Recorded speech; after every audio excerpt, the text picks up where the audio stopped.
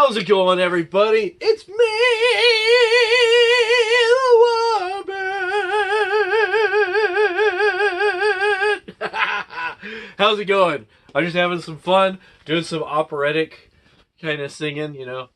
Back in the day, I used to listen to like a lot of Iron Maiden and stuff, you know. So, anyways, happy Vlogmas Day, number 6. Number 6, December 6th. I'm out here in front of my green screen that I have. Got my festive scarf. Oh, you like my shirt? That's Randy Rhoads. Today would have been his 62nd birthday. He is the number, well, yeah, between him and Jimmy, they're the reason I picked up the guitar. Jimi Hendrix and Randy Rhoads. Randy Rhoads, I would say, is responsible for making sure that Ozzy ever had a career after Black Sabbath. He was going through a lot of things, Ozzy was, and Randy came along and they became really good friends, like super close, almost like Randy was like his kid brother. They do a bunch of stuff together.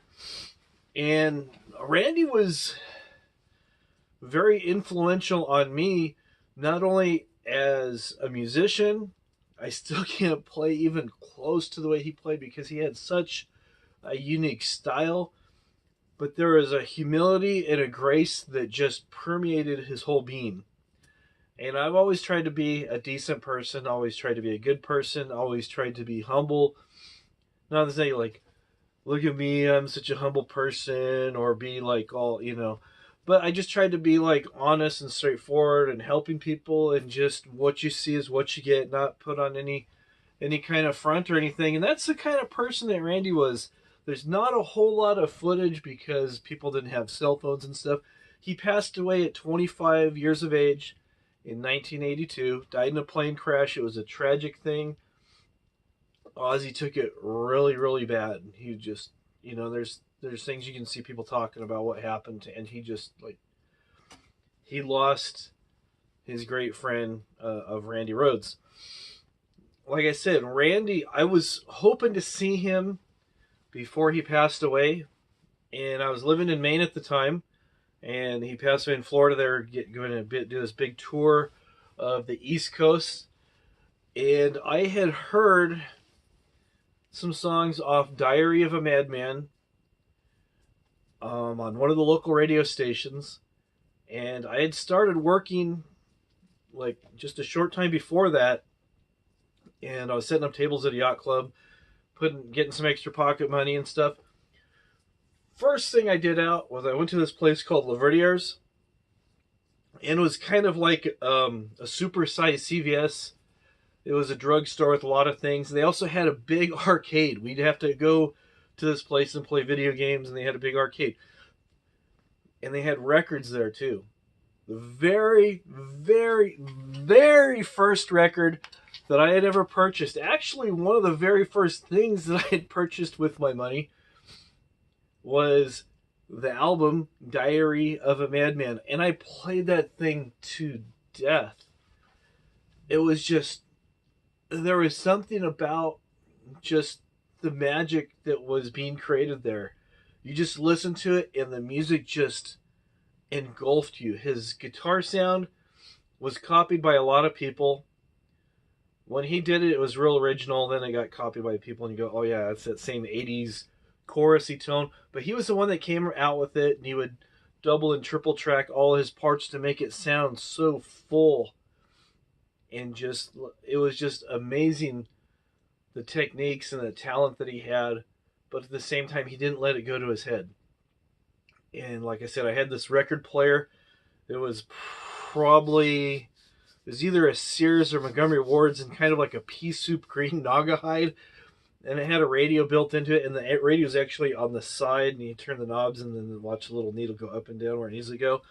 And the record player actually flipped out. There's like a little thing you pulled out, and it flipped out, and the speakers were like built into the side, and they'd kind of were on hinges, and they'd open up, drop it down, listen to the thing in its entirety.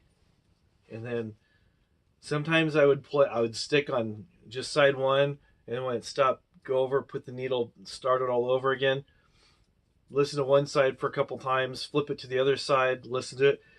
Later, I got the cassette. Now I have the CD. I actually have 2 copies of that CD because I really love it that much. Later, I did pick up Blizzard of Oz, which is great too. But for me, it was just like Diary of a Madman was just the album. My 2 favorite albums of all time is Diary of a Madman and Axis Bold as Love by Jimi Hendrix. So much great stuff, so much great guys. He just had a tremendous love for music, and I think that helped me develop my love for music as well. Just seeing how these guys were so passionate about what they're doing and reading about them and stuff, and it made me become more and more passionate about music and other things that I choose to get involved with. And with all this said, I will end it right here. And I just want you guys to think about who's someone who's made an impact on you. You may have a favorite musician. You may have a favorite sports person, TV personality, movie person, and they've made an impact on you when you were young and impressionable, like I was at 15. So, go ahead and think about that. And like I said, with all the holidays that are going on and everything, try to be good people. Try to watch out for other people. Try to just be nice. If you see somebody struggling with packages, open the door for them. Don't be a jerk and open the door and walk in front of them. Try to be good people, all right? I know you guys got it in you. You guys can do it, all right? I believe in you guys. All right, I will see you later. Me and Bartholomew, we got some catching up to do. We haven't talked for a while. Remember my donkey, Bartholomew? He likes his hat. So I will see you guys later. Let me give you a better look at Bart. Old Bartholomew. Remember him? Remember him? All right, I'll see you guys later. Bye-bye.